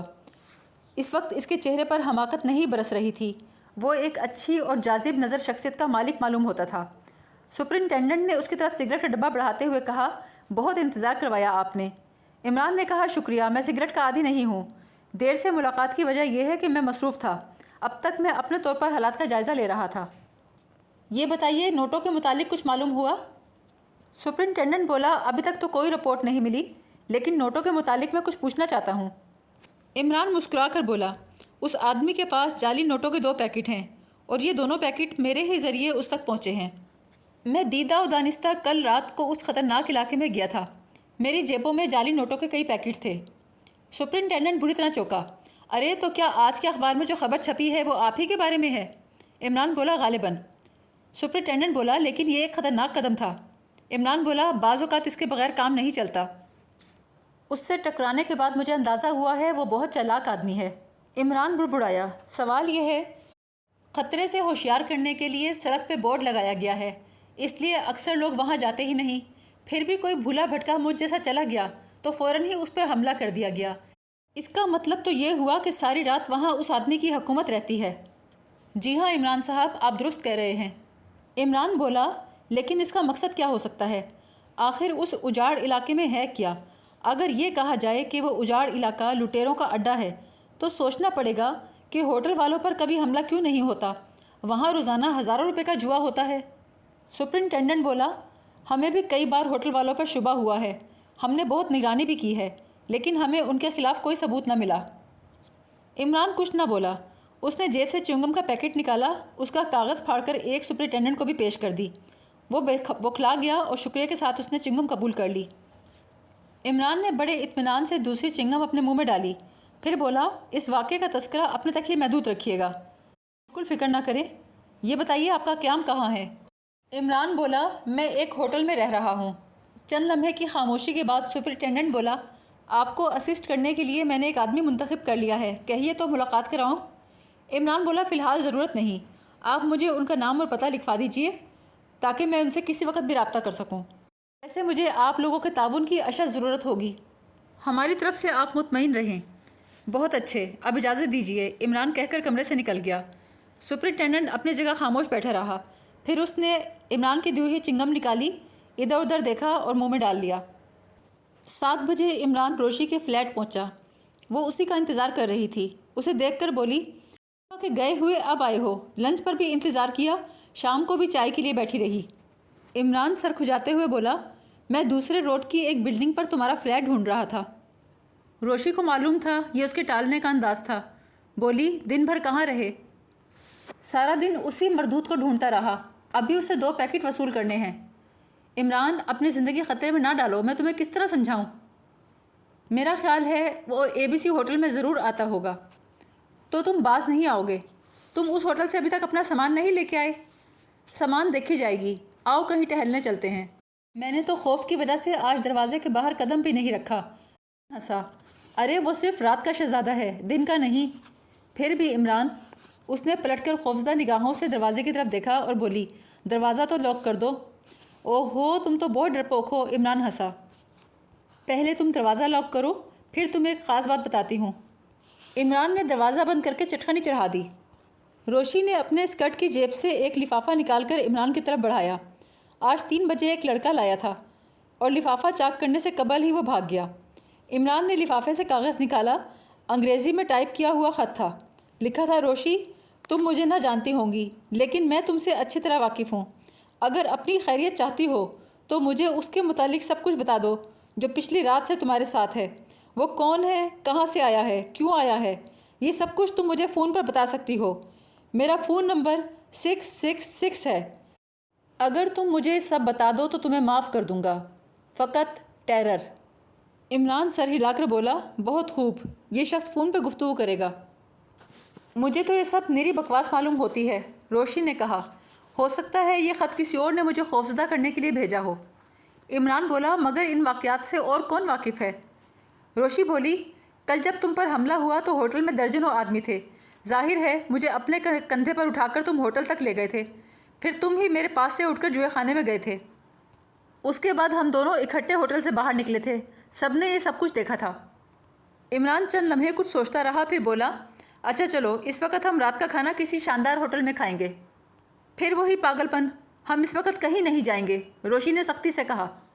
تمہیں چلنا پڑے گا، عمران نے کہا، ورنہ مجھے رات بھر نیند نہیں آئے گی۔ کیوں نیند کیوں نہ آئے گی؟ جب میری کوئی خواہش پوری نہیں ہوتی تو میرا دل چاہتا ہے میں پھوٹ پھوٹ کر رہوں، عمران نے بڑی معصومیت سے کہا۔ اچھا چلتی ہوں۔ تھوڑی دیر بعد روشی تیار ہو کر نکلی اور عمران کو ایسے دیکھنے لگی جیسے اس سے داد طلب کر رہی ہو۔ عمران نے منہ بنا کر کہا، تم سے اچھا میک اپ تو میں کر سکتا ہوں۔ روشی کو سخت غصہ آیا، اسے اچھی طرح پتا تھا اس وقت وہ بہت خوبصورت لگ رہی تھی۔ سڑک پر آ کر عمران نے ایک ٹیکسی روکی اور اسے سب سے شاندار ہوٹل میں چلنے کے لیے کہا۔ روشی، سنو، راستے میں کسی فون بوتھ سے فون کر لینا، تم اسے کہنا کہ جو شخص تمہارے ساتھ ہے وہ ایک پاگل رئیس زادہ ہے، کہیں باہر سے آیا ہے۔ کہنا کہ اس کے پاس غلطی سے کچھ جعلی نوٹ آ گئے تھے جنہیں استعمال کرتا ہوا وہ پکڑا گیا، بڑی مشکل سے رشوت دے کر نکل کے آیا ہے۔ جعلی نوٹ؟ روشی گھبرا کر بولی، ہاں روشی، میرے نوٹوں میں کچھ جعلی نوٹ مل گئے ہیں، میں نہیں جانتا کہاں سے آئے ہیں۔ مجھ سے حماقت یہ ہوئی کہ دوسرے نوٹوں کے ساتھ وہ والے نوٹ مکس ہو گئے۔ عمران، کہیں یہ جعلی نوٹ ان پیکٹوں سے تعلق نہ رکھتے ہوں جو تم سے اس نے پچھلی رات چھینے تھے؟ عمران بولا، میں تو کہتا ہوں یہ اسی لڑکی کی حرکت ہے جو مجھے ریلوے اسٹیشن کے ویٹنگ روم میں ملی تھی۔ اس نے اصلی نوٹوں کے پیکٹ غائب کر کے جعلی رکھ دیے اور پھر مجھے اس ہوٹل میں آنے کی دعوت دی۔ مجھے لگتا ہے وہ اسی نامعلوم آدمی کی ایجنٹ تھی۔ اب میں سوچ رہا ہوں پچھلی رات جو میں نے پیکٹ چھینے ہیں وہ دراصل میں نے چھینے نہیں بلکہ وہ خود میرے حوالے کر گیا ہے۔ جانتی ہو اس کا کیا مطلب ہے؟ یعنی جو پیکٹ اب اس کے پاس ہیں وہ اصلی نوٹوں کے ہیں اور جو میرے پاس ہیں وہ جعلی ہیں۔ اور وہ نوٹ جو تم جوئے میں ہارے تھے ان کا بتاؤ؟ ان کے بارے میں کچھ کہہ نہیں سکتا، ہو سکتا ہے کہ جعلی ہوں یا ہو سکتا ہے ان میں ایک آدھ اصلی نوٹوں کا پیکٹ بھی ہو۔ اب تو اصلی اور نقلی نوٹوں کے پیکٹ مل جل گئے ہیں۔ عمران، آخر تم نے ایک اجنبی لڑکی سے اتنی دوستی کر کیسے لی؟ بس کیا بتاؤں روشی، اس نے مجھے الو بنایا تھا۔ کہنے لگی تمہاری شکل میرے دوست سے بہت ملتی ہے جو پچھلے سال ایک حادثے کا شکار ہو کر مر گیا، میں اسے بہت چاہتی تھی۔ بس یہ کہہ کر 15 منٹ میں بے تکلف ہو گئی۔ میری طبیعت کچھ خراب تھی۔ بولی کیا تم بیمار ہو؟ میں نے کہا نہیں، سر میں درد ہے۔ بولی لاؤ تمہاری مالش کر دوں۔ میں آرام سے ویٹنگ روم کی کرسی پہ سو گیا۔ آدھے گھنٹے بعد میری آنکھ کھلی، وہ برابر میری مالش کیے جا رہی تھی۔ سچ کہتا ہوں میرے سر کا درد دور ہو چکا تھا۔ میرا دل چاہ رہا تھا وہ اسی طرح میرے سر میں مالش کیے جائے۔ پھر اس نے مجھ سے ABC ہوٹل میں ملنے کا وعدہ کیا اور ہمیشہ کے لیے جدا ہو گئی۔ عمران کے منہ سے ایسی آواز نکل رہی تھی جیسے اب رونے ہی والا ہے۔ وہ بولی، ایسی لڑکی کے لیے رو رہے ہو جس نے تمہیں لوٹ لیا؟ میں رو نہیں رہا، میں غصے میں ہوں۔ جہاں کہیں ملے گی اس کا گلا گھونٹ دوں گا۔ بس کرو میرے شیر، بس کرو، روشی اس کا شانہ تھپکتی ہوئی بولی۔ اب تم میرا مذاق اڑا رہی ہو۔ عمران بگڑ گیا۔ نہیں، مجھے تم سے ہمدردی ہے، لیکن میں سوچ رہی ہوں اگر تم جوئے میں نقلی نوٹ ہار کے آئے ہو تو اب وہاں جانا ہرگز مناسب نہیں ہوگا۔ کچھ تعجب نہیں اس کی وجہ سے مجھے بھی کچھ بھگتنا پڑے۔ عمران بولا، تم کوئی پرواہ نہ کرو، کوئی تمہارا بال بھی باقا نہیں کر سکتا، لاکھوں روپیہ خرچ کر دوں گا۔ روشی خاموش رہی۔ تھوڑی دیر بعد عمران نے ڈرائیور کو گاڑی روکنے کے لیے کہا، پھر روشی سے بولا، سامنے ہی ایک ٹیلی فون بوتھ ہے، جاؤ جا کر فون کرو۔ فون بوتھ خالی تھا۔ عمران نے کچھ دیر کہے ہوئے جملے دوبارہ دہرائے کہ اس نے کیا بات کرنی ہے۔ روشی فون میں سکہ ڈال کر نمبر ملانے لگی۔ جیسے ہی دوسری طرف سے کسی نے فون اٹھایا اس نے ایک ہی سانس میں وہ سب دہرا دیا جو عمران نے سمجھایا تھا، پھر خاموش ہو کر دوسری طرف کی بات سننے لگی۔ پھر بولی، دیکھیے مجھے جو کچھ معلوم تھا میں نے بتا دیا، اس سے زیادہ میں کچھ نہیں جانتی۔ میں خود بھی حیران ہوں، وہ شخص بظاہر بیوقوف اور پاگل معلوم ہوتا ہے۔ دوسری طرف سے کسی نے پوچھا، وہ آیا کہاں سے ہے؟ روشی بولی، وہ کہتا ہے دلاور پور سے آیا ہوں۔ کسی نے پوچھا، کیا وہ اس وقت تمہارے پاس موجود ہے؟ روشی بولی، نہیں، باہر ٹیکسی میں بیٹھا ہے، میں ایک فون بوتھ سے بات کر رہی ہوں، اس سے بہانہ کر کے آئی ہوں کہ ایک سہیلی سے ضروری بات کرنی ہے۔ کل رات سے قبل کبھی اس سے ملاقات ہوئی تھی؟ نہیں، کبھی نہیں۔ کیا تم نے اسے میرے خط کا بتایا؟ بالکل نہیں۔ دوسری طرف سے ٹیلی فون بند کر دیا گیا۔ روشی نے ریسیور رکھ دیا۔ عمران نے فوراً ہی انکوائری کے نمبر ڈائل کیے۔ ہیلو انکوائری، ابھی پبلک فون بوتھ نمبر 46 سے کسی کے نمبر ڈائل کیے گئے تھے، میں پتہ معلوم کرنا چاہتا ہوں۔ آپ کون ہیں؟ میں DSP سٹی بول رہا ہوں، عمران نے کہا۔ تھوڑی دیر بعد دوسری طرف سے آواز آئی، سر 46 نمبر بوتھ سے آدھے گھنٹے کے قریب سے کوئی کال نہیں ہوئی ہے۔ ٹھیک ہے، شکریہ۔ عمران نے ریسیور رکھ دیا، دونوں باہر نکل آئے۔ روشی ہنستے ہوئے بولی، اب تم DSP سٹی ہو گئے ہو؟ عمران بولا، اگر میں یہ نہ کہتا تو وہ ہرگز یہ کام نہ کرتا۔ لیکن اس نے کیا بتایا؟ عمران بولا، اس نے یہ بتایا کہ 46 بوتھ سے پچھلے آدھے گھنٹے سے کوئی کال نہیں کی گئی۔ مگر روشی تم نے کمال کر دیا، جو کچھ میں نے سمجھایا تھا تم نے بالکل ویسے ہی بات کی۔ روشی بولی، اس کی آواز بہت عجیب تھی، ایسا لگتا تھا کوئی بھوکا بھیڑیا غرا رہا ہو۔ لیکن عمران، یہ کیسے ممکن ہے کہ ایکسچینج کو اس کی اطلاع نہ ملی ہو؟ میرا خیال ہے ہمیں پولیس کو بتانا چاہیے کہ یہ نمبر ہے، اس پر باقاعدہ کال جاتی ہے، لیکن ٹیلی فون ایکسچینج پر اس کا نمبر نہیں آتا۔ ارے روشی، خبردار، کسی سے اس کا تذکرہ مت کرنا۔ کیا تم سچ مچ اپنی گردن تڑوانا چاہتی ہو؟ اگر پولیس تک یہ خبر گئی تو سمجھ لو کہ میں اور تم دونوں ختم کر دیے جائیں گے۔ وہ کوئی معمولی چور اچکا نہیں معلوم ہوتا۔ میں نے سینکڑوں جاسوسی ناول پڑھ رکھے ہیں۔ ایک ناول میں نے پڑھا تھا ایک بہت بڑے مجرم نے اپنا ذاتی ٹیلی فون ایکسچینج قائم کر رکھا تھا اور سرکاری ایکسچینج کو اس کی حول تک نہیں لگتی تھی۔ की बात सुनते हुए रोशी अचानक चौंक कर सीधी हुई। फिर वो हैरत से चारों तरफ देखकर बोली, इमरान, हम शहर में नहीं हैं। इमरान आंखें फाड़ फाड़ कर चारों तरफ देखने लगा। गाड़ी एक तारीक रोड पर जा रही थी। दोनों तरफ खेतों और मैदानों के सिलसिले बिखरे हुए थे। प्यारे ड्राइवर, गाड़ी रोक दो। ड्राइवर ने इमरान की बात अनसुनी कर दी। दूसरे ही लम्हे इमरान को अपनी पुश्त पर शीशा टूटने का छनाका सुनाई दिया। साथ ही कोई ठंडी सी चीज़ उसकी गर्दन से चिपक गई। कोई बोला, खबरदार, चुपचाप बैठे रहो, तुम्हारी गर्दन में सुराख हो जाएगा, और लड़की, तुम ज़रा खिसक कर दूसरी तरफ हो जाओ। कोई आदमी गालिबन शुरू से ही इसकी डिक्की में छुपा बैठा था। जंगल में पहुंचकर उसने गाड़ी का शीशा तोड़ा और अब इमरान की गर्दन पर रिवाल्वर रखा हुआ था। रोशी खौफजदा नज़रों से उस चौड़े हाथ को देख रही थी जिसमें रिवाल्वर दबा हुआ था। इमरान किसी पत्थर के बुत की तरह बेहिस्सो हरकत बैठा हुआ था। फिर उसने नाकाबिले बयान फुर्ती से उस शख्स का रिवाल्वर छीना और उसी के ऊपर गोली चला दी। फिर उसने रिवाल्वर का दस्ता ड्राइवर के सर पर रसीद किया। इमरान के हाथ में रिवाल्वर देखकर ड्राइवर दम बखुद रह गया। गाड़ी रोक दो प्यारे, इमरान चुमकार कर बोला। रोशी, इसके गले से ज़रा टाई तो खोलो। थोड़ी देर के बाद गाड़ी शहर की तरफ वापस जा रही थी। रोशी और इमरान अगली सीटों पर थे। इमरान गाड़ी ड्राइव कर रहा था और पिछली सीट पर ड्राइवर बेबस पड़ा था। उसके दोनों हाथ पुश्त पर करके उसकी टाई से बांध दिए गए थे और पैरों को जकड़ने के लिए इमरान ने अपनी पेटी इस्तेमाल की थी। उसके मुंह में 2 अदद रुमाल ठूस दिए थे। सीट के नीचे उस शख्स की लाश पड़ी थी जिसने इमरान पर रिवाल्वर ताना था। अब हमें जल्दी से कोतवाली चलना चाहिए, रोशी ने कहा। अरे बाप रे, पुलिस का चक्कर, ये तो चलना ही पड़ेगा। ये जो कुछ भी हुआ हमने अपनी जान बचाने के लिए किया। फिर भी रोशी, पुलिस का चक्कर मेरे बस का रोग नहीं। तो फिर इमरान लाश का क्या होगा? तुमने उसे वहाँ से क्यों उठाया? ड्राइवर को भी वहीं छोड़ आते। कार को हम शहर से कहीं बाहर ही छोड़कर पैदल वापस आ जाते। तो उस वक़्त ये मशवरा क्यों नहीं दिया था? इमरान गुस्से से बोला। अब भला क्या हो सकता है, अब तो हम शहर में दाखिल हो गए हैं। रोशी ने अपनी पेशानी से पसीना पोंछते हुए कहा, अभी भी वक्त है, वहीं वापस चलो। तुम तो मुझसे भी ज़्यादा अहमक हो। इस बार अगर 10-5 आदमियों से मुलाकात हो गई तो मेरा मुरब्बा बन जाएगा और तुम्हारी जैली।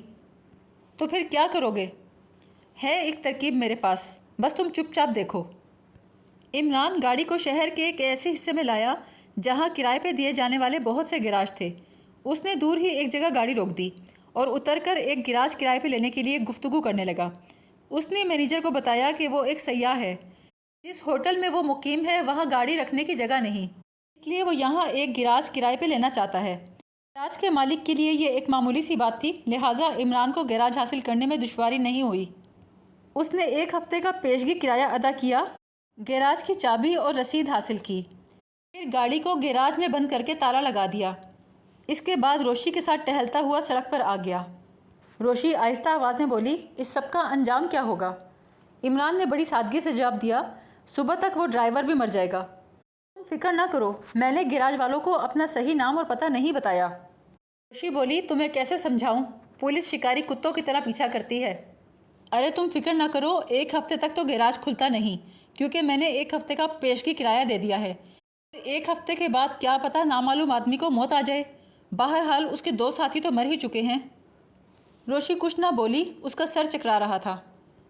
इमरान ने एक टैक्सी रोकी, फिर अंदर बैठते हुए ड्राइवर से बोला, होटल 5 स्टार। चलो रोशी, अब आराम से खाना खाएंगे, कॉफ़ी पियेंगे, तुम 1-2 पैग ले लेना, तुम्हारी तबीयत संभल जाएगी। उसके बाद हम दोनों एक राउंड रंबा नाचेंगे। होटल पहुंचकर इमरान ने उसे एक केबिन में बिठाया। बाथरूम जाने का बहाना करके वो एक ऐसे केबिन में पहुंचा जहां ग्राहकों के इस्तेमाल के लिए टेलीफोन रखा था। उसने वो नंबर डायल किए जिन पर इंस्पेक्टर जावेद से किसी वक्त भी रब्ता कायम किया जा सकता था। रस्मी कलमात के बाद उसने कहा, देखिए, अमीरगंज के गैराज नंबर 13 में, जो कि लॉक हुआ हुआ है, आपको नीले रंग की एक गाड़ी मिलेगी। उसमें 2 शिकार हैं, एक मर चुका है, दूसरा शायद आपको ज़िंदा मिले। गैराज की चाबी मेरे पास है, आप तलाशी का वारंट लेकर जाइए और बेदरेख ताला तोड़ दें। मुझे यकीन है ये दोनों उसी के आदमी हैं और फ़िलहाल इस वाक़े को राज ही रहना चाहिए। फ़ोन बंद करके इमरान दोबारा रोशी के पास आ गया। खाने से कबल उसने रोशी के लिए शेरी मंगवाई। 1-2 पैक पीकर उसकी तबीयत कुछ बेहतर हुई, लेकिन फिर भी खाना उसके हलक से नहीं उतर रहा था। इमरान खाने पर इस तरह टूट पड़ा जैसे कई दिन से भूखा हो। इसके चेहरे पर वही पुरानी हमाकत तारी हो चुकी थी। रोशी डियर, तुम बहुत खामोश हो। رمبا کے بارے میں کیا سوچا؟ میرا ناچنے کا موڈ ہے۔ خدا کے لیے مجھے پریشان نہ کرو، میں سوچ سوچ کر پاگل ہو رہی ہوں کہ کیا بنے گا۔ ارے تو پھر میں اور کیا کرتا؟ تم ہی بتاؤ، کیا میں ان کے ہاتھوں مارا جاتا؟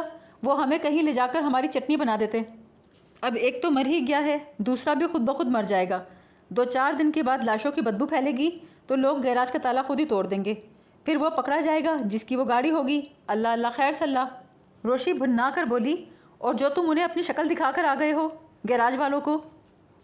عمران بولا، مگر وہ لوگ تمہاری شکل نہیں دیکھ سکے، تم محفوظ رہو گی۔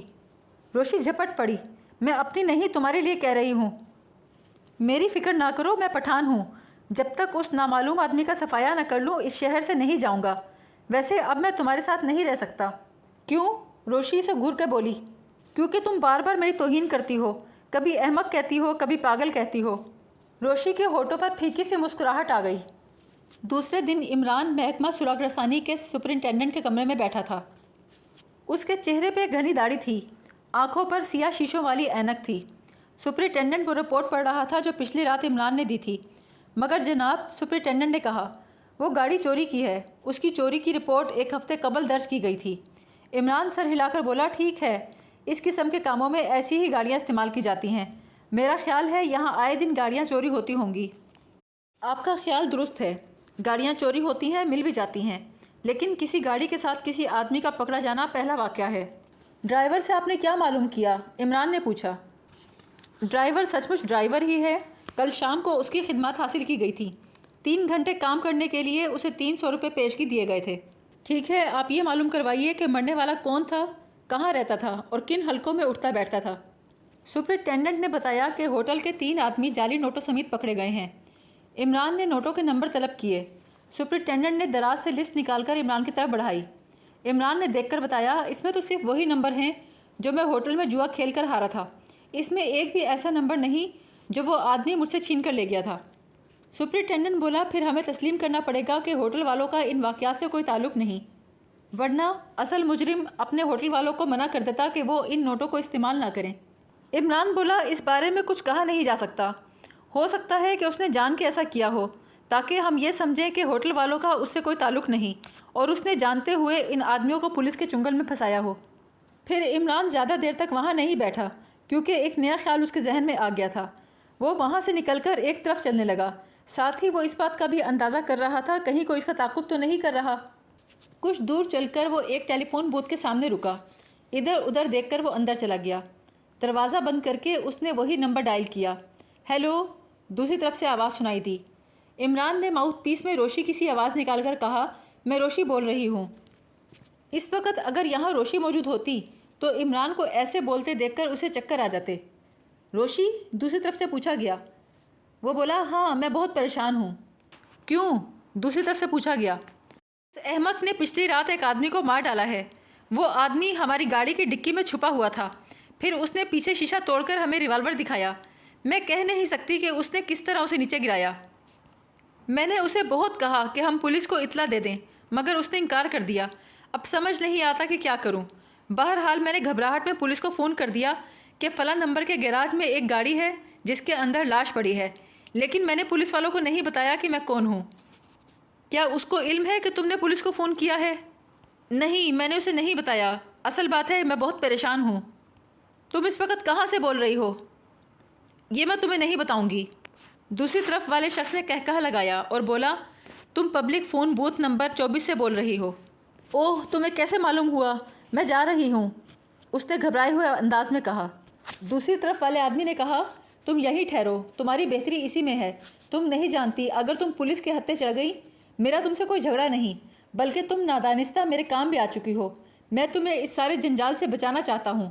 تم وہیں ٹھہرو، آدھے گھنٹے تک میرا آدمی وہاں پہنچ جائے گا۔ نہیں نہیں، عمران نے روشی کے سے انداز میں کہا، میں بالکل بے قصور ہوں، وہ خواہ میرے گلے پڑ گیا ہے۔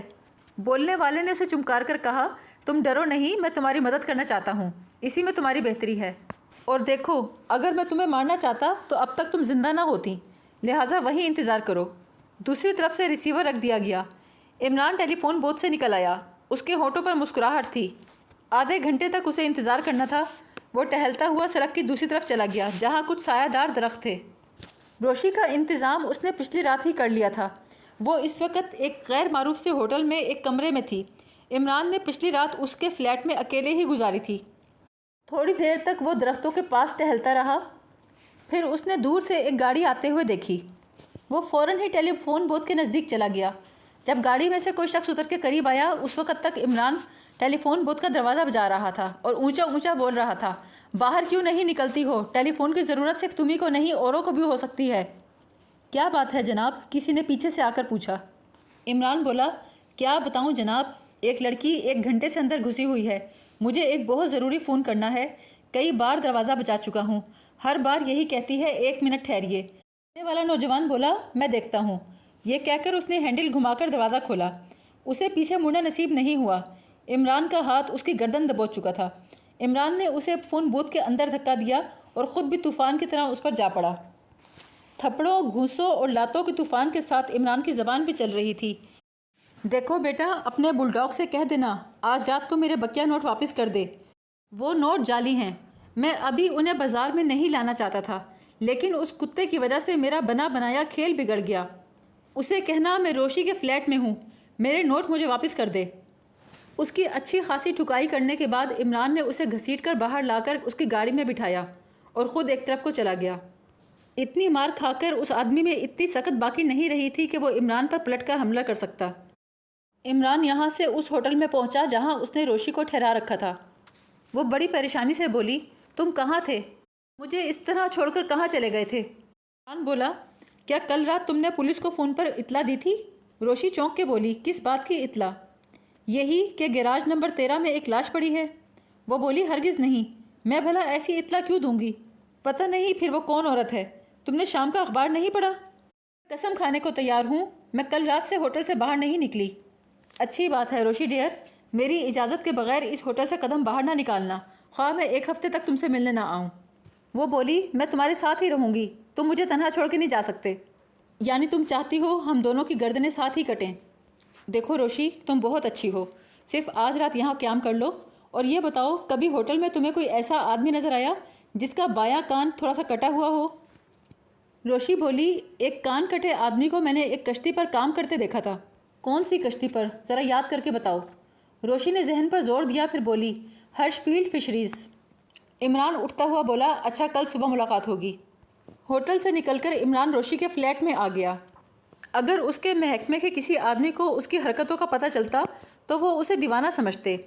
کیونکہ مجرموں کا ایک آدمی ہاتھ لگا تھا تو اسے مار پیٹ کے چھوڑنا نہیں چاہیے تھا، بلکہ اس سے مار پیٹ کر اس کے باقی ساتھیوں کا پتہ نکلوانا چاہیے تھا۔ لیکن عمران کے سوچنے کا انداز کچھ اور تھا۔ اچانک راہداری میں کسی کے قدموں کی آواز آئی۔ یہ دیکھ کر عمران حیران رہ گیا کہ روشی تھی۔ تم نے میرا کہنا نہیں مانا؟ روشی ایک صوفے پر بیٹھی، اس نے اپنے بیگ سے 2 نوٹوں کے بنڈل نکال کے عمران کی طرف پھینکے۔ یہ پیکٹ تمہیں کہاں سے ملے؟ عمران نے پوچھا۔ روشی بولی، کسی نے میرے روم کا دروازہ بجایا، میں نے اٹھ کر دروازہ کھولا تو ایک آدمی نے مجھے یہ پیکٹ پکڑائے اور ساتھ ہی خط کا لفافہ۔ اس سے پہلے کہ میں کچھ پوچھتی وہ واپس پلٹ گیا۔ عمران نے خط نکال کر پڑھا، لکھا ہوا تھا، روشی، تمہارے دوست کے بقیہ 2 پیکٹ روانہ کر رہا ہوں، لیکن تم انہیں دیکھو گی نہیں۔ ہوٹل کے باہر ایک نیلے رنگ کی کار موجود ہے، چپ چاپ اسے بیٹھ جاؤ، وہ تمہیں تمہارے فلیٹ تک پہنچا دے گی۔ تم دونوں خواہ کہیں چھپو، میری نظروں سے نہیں چھپ سکتے۔ مجھے تم لوگوں سے کوئی دشمنی نہیں، ورنہ تم اب تک زندہ نہ ہوتے۔ تمہارا دوست ایک معمولی مجرم ہے، جعلی نوٹوں کا دھندا کرتا ہے، اس سے کہو چپ چاپ اس شہر سے چلا جائے۔ پڑھ کر عمران بولا، اور تم نیلی کار میں بیٹھ گئیں؟ روشی بولی، میں کیا کرتی؟ جب اس نے میری رہائش کا پتہ لگا لیا تو پھر مجھے کوئی بھی نقصان پہنچانے میں اسے کیا آر ہوگا۔ ٹھیک ہی کیا تم نے روشی، خدا کے لیے مجھے بتاؤ تم ہو کون؟ مجھے اس شخص کی بات پر یقین نہیں، کوئی معمولی سا مجرم اتنا مقابلہ نہیں کر سکتا۔ ہو تم میرے پیشے سے واقف ہی ہو، میرا واسطہ ہر قسم کے آدمیوں سے پڑتا ہے۔ میں ایک شریف آدمی ہوں، میرے ممی ڈیڈی نے مجھے بچپن سے یہی یقین دلایا ہے۔ عمران، جانتے ہو جو آدمی ان پیکٹوں کو لایا تھا وہ وہی ماہی گیر تھا جس کا کان کٹا ہوا تھا، جس کے بارے میں تم پوچھ رہے تھے۔ عمران بولا، وہ یقیناً میرا پیچھا کرتے ہوئے تم تک پہنچا ہوگا۔ خیر تم آرام کرو، میں تھوڑی دیر تک خود چلا جاؤں گا۔ روشی اپنی خوابگاہ میں چلی گئی تو عمران نے نوٹوں کے پیکٹ کھولے۔ اسے توقع تھی ان پیکٹوں میں کچھ نہ کچھ ضرور ہوگا۔ اس کا خیال صحیح نکلا۔ ایک پیکٹ میں نوٹوں کے درمیان طے کیا ہوا کاغذ کا ٹکڑا تھا۔ اس پہ لکھا تھا، دوست بڑے جالے معلوم ہوتے ہو، ساتھ ہی شاطر، مگر جعلی نوٹوں کا دھندا بڑا چھچورا کام ہے۔ اگر ترقی کی خواہش ہے تو کل رات کو 11 بجے اسی ویرانے میں ملو جہاں میں نے تم پر پہلا حملہ کیا تھا۔ دوسری رات جب آسمان تاریکیاں بکھیر رہا تھا، عمران اس ویرانے میں پہنچ گیا جہاں اسے بلایا گیا تھا۔ یہاں سے 3-4 فرلانگ کے فاصلے پر ہوٹل کی روشن کھڑکیاں نظر آ رہی تھیں۔ اسے زیادہ دیر انتظار نہیں کرنا پڑا۔ اپنے پشت پر اسے تیز سرگوشی سنائی دی۔ آ گئے ہو؟ عمران چونک کر مڑا اور بولا، ہاں میں آ گیا، اور میں تم سے ذرا نہیں ڈرتا۔ سائل نے جواب دیا، مجھے ایسے ہی آدمی کی ضرورت تھی۔ دیکھنا میں 6 ماہ کے اندر تمہیں لکھپتی بنا دوں گا۔ دیکھو میں لکھپتی نہیں بننا چاہتا۔ ابھی عمران نے بات پوری نہ کی تھی، دوسرے لمحے اسے لگا کہ اس کی کھوپڑی سے بے شمار ستارے نکل کر فضا میں پھیل گئے۔ کسی نے پشت سے اس کے سر پہ کوئی ٹھوس اور وزنی چیز ماری تھی۔ وہ لڑکھڑا کر بے ہوش ہو گیا۔ جب اسے ہوش آیا تو وہ ایک کشادہ کمرے میں تھا، لیکن تنہا نہیں تھا۔ اس کے علاوہ کمرے میں 5-6 آدمی اور بھی تھے۔ ان سب کے جسموں پر سیاہ رنگ کے لباس تھے اور چہروں پر نقاب لگائے ہوئے تھے۔ ایک گمنام آدمی بولا، ہاں بھائی Imran, MSc PhD، officer on special duty from central intelligence bureau. اب تم یہاں سے زندہ واپس نہیں جا سکتے۔ تمہارے لیے بہتر ہے اپنے آدمیوں کے نام اور پتے بتاؤ۔ دیکھو دوست، تمہیں کوئی غلط فہمی ہوئی ہے۔ میں کوئی عمران نہیں ہوں، نہ ہی میرا تعلق محکمہ سراغ رسانی سے ہے۔ گمنام آدمی غصے سے بولا، تمہارے پاس صبح تک کی مہلت ہے۔ تم اچھی طرح سوچ لو، ہمارے ساتھ تعاون کیا تو فائدے میں رہو گے۔ وہ سب کمرے سے نکل گئے اور دروازہ باہر سے مقفل کر دیا۔ غالباً رات کے اس پہر یہ ان کے واردات کرنے کا ٹائم تھا، اس لیے انہوں نے عمران پہ وقت برباد کرنا مناسب نہ سمجھا۔ ان کے جانے کے بعد عمران تھوڑی دیر تک حالات کا جائزہ لیتا رہا۔ ہر طرف سناٹا تھا۔ اس نے اٹھ کر کھڑکیاں اور دروازوں کا جائزہ لیا۔ چند لمحوں میں اس پر واضح ہو گیا کہ وہ باہر نہیں نکل سکتا۔ سارے دروازے باہر سے بند تھے۔ اہم بات یہ تھی کہ آیا عمارت اس وقت خالی ہے یا کچھ اور لوگ موجود ہیں۔ کچھ سوچ کر عمران نے دروازہ پیٹنا شروع کر دیا۔ باہر سے ایک آہٹ سنائی دی، پھر ایک عورت بولی، کیوں شور مچا رہے ہو؟ میں باہر جانا چاہتا ہوں۔ وہ بولی، بکواس بند کرو۔ عمران بہت زور سے چیخا، شٹ اپ، میں تجھ جیسے کتے کی بچی سے بات نہیں کرنا چاہتا۔ وہ بولی، خاموش رہو ورنہ گولی مار دوں گی۔ عمران نے اسے جان بوجھ کر گالیاں دی تھیں تاکہ وہ یہ اندازہ لگا سکے کہ عورت تنہا ہے یا اس کے ساتھ کچھ ساتھی بھی ہیں۔ اگر وہ اس وقت اکیلی نہ ہوتی تو یقیناً کسی نہ کسی کو ضرور بلاتی کہ وہ آ کر عمران کے مزاج درست کرے، لیکن وہ اس کو خود ہی برا بھلا کہہ کر چلی گئی تھی۔ اس کا مطلب وہ اکیلی تھی۔ عمران نے سوچا، اگر میں اس وقت ہاتھ پر ہاتھ رکھے بیٹھا رہا تو آئندہ نسلیں مجھے احمق اعظم کے نام سے یاد کریں گی۔ ایک بار پھر اس نے کمرے کا جائزہ لیا۔ اچانک اس کی نظر رسی کے ایک لچھے پر پڑی۔ اس نے جھپٹ کر اسے اٹھایا۔ رسی کی موٹائی آدھا انچ سے زیادہ نہیں تھی۔ ایسا معلوم ہوتا تھا جیسے پانی میں بھگو کر خشک کی گئی ہو۔ اس کے ذہن میں ایک اسکیم آ گئی تھی۔ قیدی کے منہ سے گالیاں سن کر عورت کا موڈ بہت خراب ہو گیا تھا۔ ابھی اسے اپنے کمرے میں گئی تھوڑی دیر ہوئی تھی کہ اس نے ایک چیخ سنی جو قیدی کے کمرے سے آئی تھی۔ وہ بے اختیار اس کمرے کی طرف آئی۔ اس نے دروازے کے کی ہول سے اندر جھانکا۔ کمرے کے اندر جو اس نے دیکھا وہ اس کے رونگٹے کھڑے کر دینے کے لیے کافی تھا۔ کمرے کی چھت سے ایک لاش لٹک رہی تھی۔ اس کے پیر زمین سے تقریباً 3 فٹ کی اونچائی پر تھے اور گردن میں رسی کا پھندا۔ چہرہ دوسری طرف تھا۔ صاف ظاہر ہوتا تھا قیدی نے ایک کرسی پہ کھڑے ہو کر پھندا اپنی گردن میں ڈال کر خودکشی کر لی ہے۔ وہ چند لمحے کھڑی کچھ سوچتی رہی، پھر دروازہ کھول کر کمرے میں داخل ہو گئی۔ اس سے پہلے کہ وہ لاش کے قریب پہنچ کے اس کا چہرہ دیکھتی، لاش رسی کے پھندے سے نکل کر دھم سے فرش پہ آ رہی۔ عورت گھبرا کر پیچھے ہٹی۔ عمران نے اسے بھاگنے کا موقع نہیں دیا۔ اس کی گردن مضبوطی سے پکڑ لی۔ اسے ایک کمرے میں بند کر کے عمران نے تیزی سے عمارت کا جائزہ لیا۔ ایک کمرے میں کافی اسلحہ پڑا تھا۔ اس عمارت میں کسی جگہ ایک ڈڑبے سے عمران کو ایک بطخ ملی۔ عمران نے اسے ذبح کیا اور اس کا کچھ خون ایک گلاس میں اکٹھا کر لیا۔ رات کے 3 بجے عمارت کا صدر دروازہ کھلا اور 10 آدمی اندر داخل ہوئے۔ ان میں سے صرف ایک کا چہرہ نقاب میں چھپا تھا، باقی 9 آدمی بے نقاب تھے۔ اندر داخل ہوتے ہی انہوں نے دیکھا قیدی کے کمرے کا دروازہ کھلا ہوا تھا۔ وہ تیزی سے اندر کی طرف بھاگے۔ اس کمرے میں ایک خون آلود رسی لٹکی ہوئی تھی۔ فرش پر بھی خون نظر آ رہا تھا۔ خون کے چھوٹے چھوٹے دھبے دروازے تک چلے گئے تھے۔ ان دھبوں کا رخ اسلحے والے کمرے کی طرف تھا۔ ایسے ہی وہ اندر گئے، پیچھے سے کسی نے دروازہ بند کر دیا۔ اندھیرے میں عمران کا قہقہا گونج رہا تھا، لیکن عمران کو اس کی خبر نہیں تھی کہ یہ اندھیرا جس کا اس نے فائدہ اٹھایا ہے خود اس کے لیے مہلک ثابت ہو سکتا ہے، کیونکہ ان کا سرغنہ باہر ہی تھا۔ کسی نے پیچھے سے اس پہ حملہ کیا، اس کے ہاتھ سے گن نکل کے دور جا گری۔ حملہ آور کافی جاندار تھا۔ اس نے عمران کو زمین سے اکھاڑ لیا اور بتدریج سر سے اوپر اٹھایا۔ اس کا ارادہ عمران کو کسی دیوار پہ دے مارنے کا تھا۔ اچانک عمران کے ہاتھ اس کی گردن تک جا پہنچے۔ اس نے پوری طاقت سے وہ گردن دبوچ لی۔ وہ دونوں ایک ساتھ زمین پر گرے۔ اس نے گرتے گرتے عمران کی ناک پر کوہنی ماری۔ عمران نے زور کا گھوسا اس کی پیشانی پہ رسید کیا۔ عمران اس کی قوت کا اندازہ اچھی طرح کر چکا تھا۔ اس نے اپنا پورا زور لگا کر اس کو گرا رکھا تھا اور سر سے اس کے سر پر ٹکرے مار رہا تھا، یہاں تک کہ وہ آدمی بے دم سا ہو گیا۔ اگلی شام اخبار روشی کے سامنے تھا۔ اس کی آنکھیں حیرت سے پھیلی تھیں۔ علی عمران، وہ سوچ رہی تھی، وہی احمق، دلیر، محکمہ سراغ رسانی کا آفیسر۔ اس نے تنہا بہت بڑے مجرم کو اس کے ساتھیوں سمیت گرفتار کر لیا تھا۔ مجرم بھی کیسا، جس نے کئی مہینوں سے مقامی پولیس کو ناکو چنے چبا رکھے تھے۔ ایسا مجرم جس کا ذاتی ٹیلی فون ایکسچینج تھا۔ وہ ایک بہت بڑا اسمگلر تھا، جو بظاہر ایک معمولی ماہی گیر تھا اور ہرش فیلڈ فشریز کے اسٹیمر پر ملازم تھا۔ جس اسٹیمر پر وہ ملاح بن کر ملازمت کرتا تھا، وہ دراصل اس کا خود مالک تھا۔ سمگلنگ کے کام کے دوران وہ اپنے چہرے پر نقاب رکھتا تھا۔ یہ لوگ 50-60 میل کے فاصلے سے گزرنے والے غیر ملکی جہازوں سے مال اتروا کر ساحل کی طرف آ جاتے۔ بحری پولیس کو کانوں کان خبر نہ ہوتی، کیونکہ ان کی کشتیوں میں اوپر مچھلیاں ہوتی اور مچھلیوں کے نیچے مال چھپا ہوا ہوتا۔ لیکن حقیقت یہ تھی کہ محکمے کے کچھ لوگ بھی ان کے ساتھ ملے ہوئے تھے۔ ہوٹل کے سامنے والے ویرانے پر اس آدمی نے اپنی حکومت اس لیے قائم کر رکھی تھی کہ اسمگل کیا ہوا مال اسی راستے سے خفیہ گوداموں تک پہنچایا جاتا تھا۔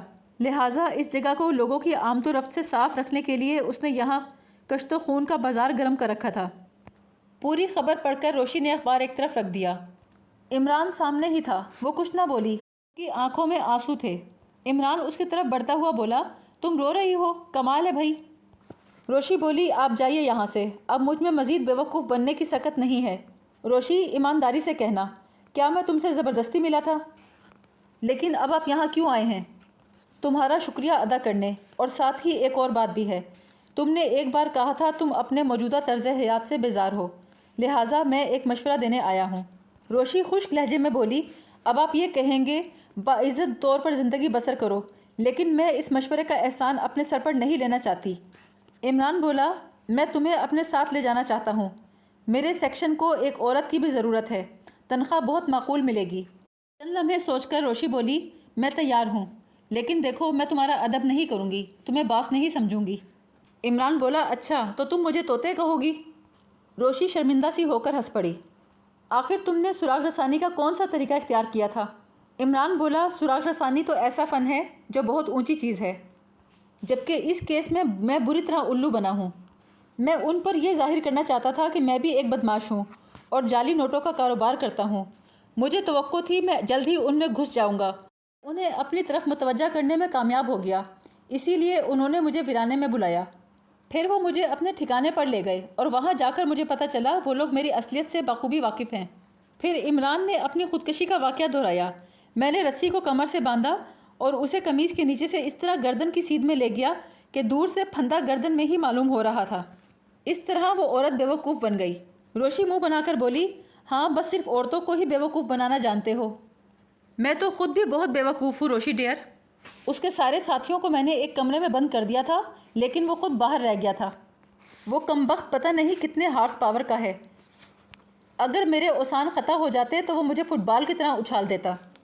لیکن عمران، جب تم اس عمارت میں تنہا تھے تو تم پولیس کی مدد بھی حاصل کر سکتے تھے۔